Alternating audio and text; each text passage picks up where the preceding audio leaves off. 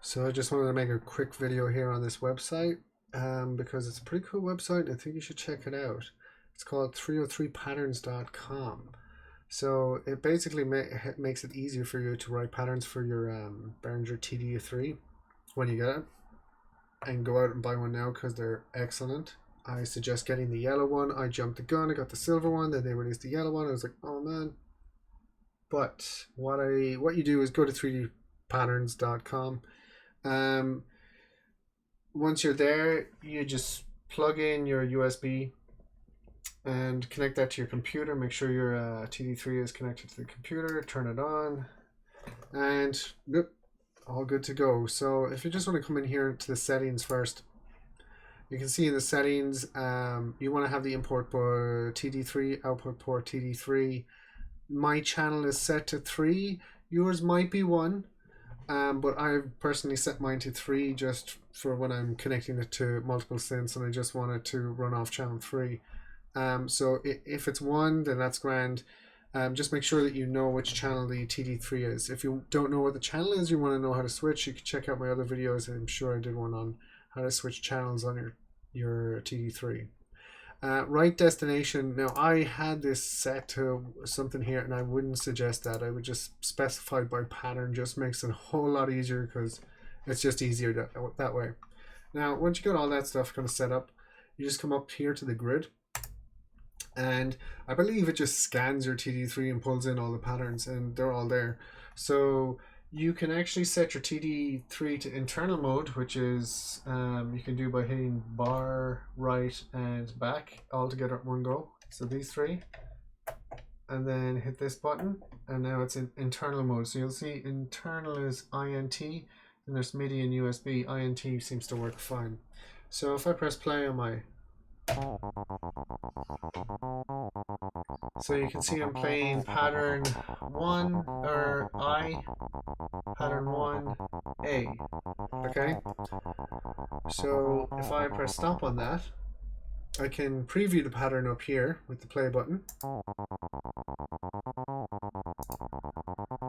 Happy days. Now if I want to edit the pattern, I can hit the pencil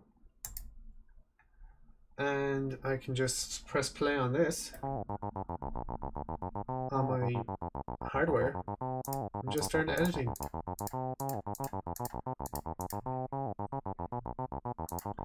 Add an accent. So you got like all your accent slides, rests. You've also got a scale, which is so cool. I mean, like, just go to Dorian and say I put some accents on here. So obviously the darker notes are ones you're not supposed to use, and then the lighter notes are the Dorian scale. So what you want to do is kind of connect everything into the Dorian scale, which you'll keep your music in key, so you'll know that it was written in F Dorian. You could write that down on a note or something. So if you want to mix it with a track or something like that, you know that it's basically an F.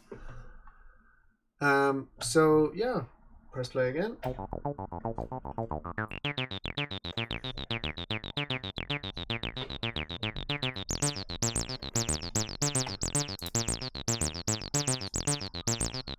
So you can add slides and accents and rest pretty easy. You just like hit the button and then you just click on the note and it makes it purple, and that makes it have an accent.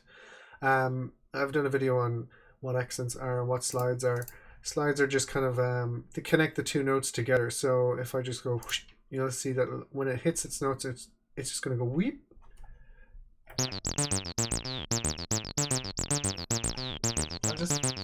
Another thing, there's an actual accent knob here, so you can turn on the accent knob, and that should return the. Is that me? That's the slide.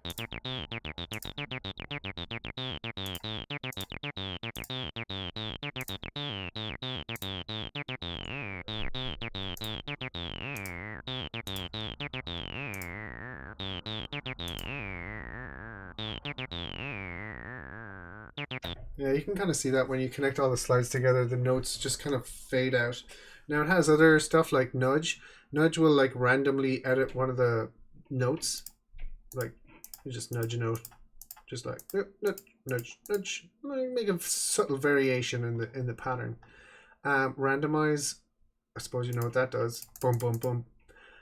Clear obviously starts from fresh. Now you've also got the sections up here. You can go triplets, 2 triplets, or if you want to just make it basic or make it kind of cool, just have 3 notes. Maybe take off the slide because that will just fade out.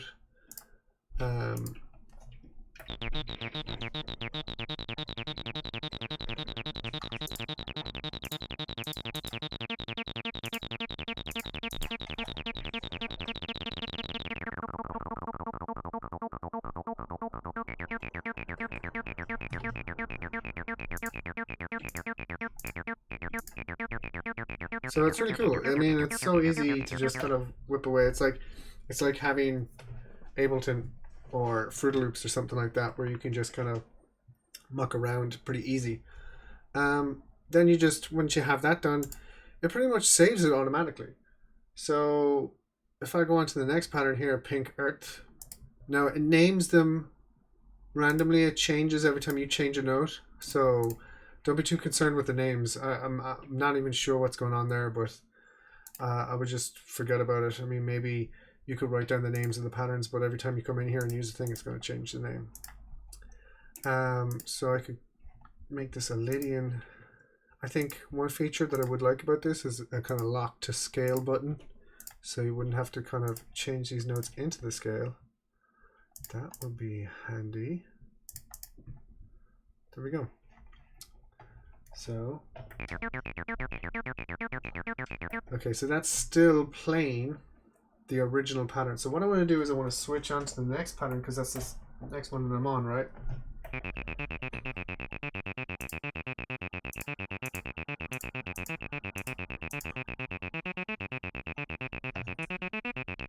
So it's worth noting that as well. It'll only edit the pattern that you're currently selected on when you're in this.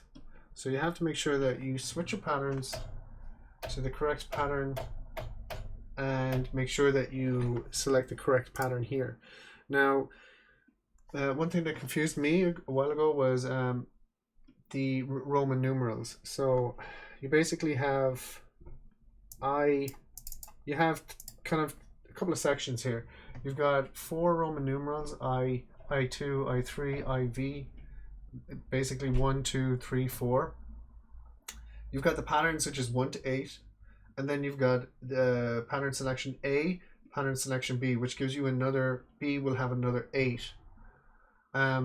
There's 1 and 2, 3 and 4, 5 and 6 and 7, and as far as I know, there's nothing, they don't do anything. So 1 and 2, like 1 and 2 are exactly basically I. So I don't know how that works or what the story is with that, but maybe it's got something to do with the track mode. But I wouldn't worry about it too much. Just focus on the Roman numerals, and you can see here on each pattern it says I5A, I1A. So if I want to kind of edit this pattern, I5A, stay on I, go to pattern 5, and I'm in A. So if I press play on that,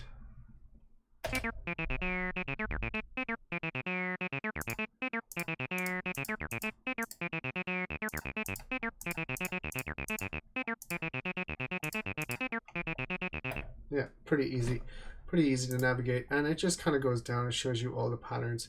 So there's a lot to kind of take on. I think what this does, this one is this button, we'll just test it. I think it uploads the pattern. So let's say if I like this pattern, but I'm on my TD3, I'm selected on 5, so I'm actually on this pattern.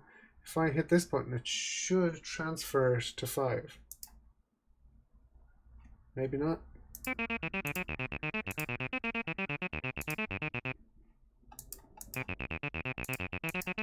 No, I don't really know. Yeah, it's a bit tricky. I'm not too 100% on everything that's in this site, and it did say that use at your own risk, which is worth worth noting. Use at your own risk. So if it does break your TD3, then don't blame me. I'm just saying this is a cool place you can kind of come and experiment. It makes making patterns a lot easier, and it makes writing them in key very easy. So yeah, I would definitely give it a shot. It got a lot better since the first time I used it, and it seems to be really relatively easy. And I'm sure that Behringer will probably catch up with them and implement some of the similar strategies they're using on this website in their actual synth tool. So yeah, that's all from me. If you have any questions or comments, you can pop them in the comments box. I'll see what I can do about answering them, but I'm not too versed on this site as much as I'd want to be. There are a few things that still confuse me, but it's definitely worth checking out. All right, cool. See you.